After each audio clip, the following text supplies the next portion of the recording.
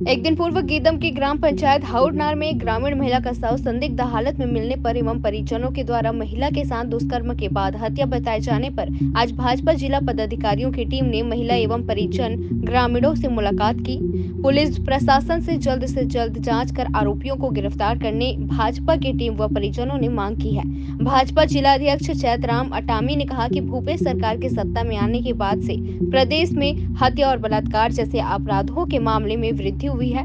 अटामी ने कहा कि अब बस्तर जैसे शांति और सौहार्द वाले अंचल में भी ऐसे अपराध लगातार सामने आ रहे हैं। भूपेश सरकार का खौफ कहीं नहीं दिख रहा है अपराधियों पर। अटामी ने कहा कि शराबबंदी का वायदा पर प्रदेश की जनता को ऑनलाइन शराब परोसने वाली भूपेश सरकार शराब बेचकर कालाबाजारी से पैसे कमाने में इतनी व्यस्त है कि सरकार को नशे के दुष्परिणाम दिख ही नहीं रहे हैं।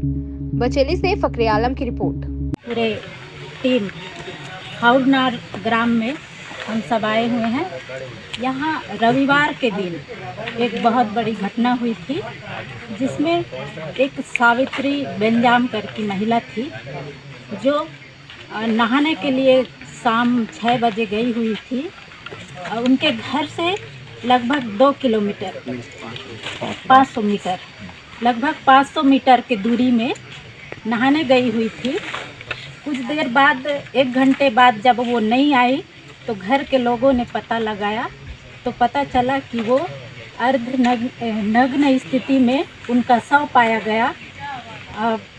घर और परिवार और पूरे गांव के लोग को आशंका है कि उनके साथ बहुत बड़ा घटना हुई है और उनके परिवार वाले साथ में हैं।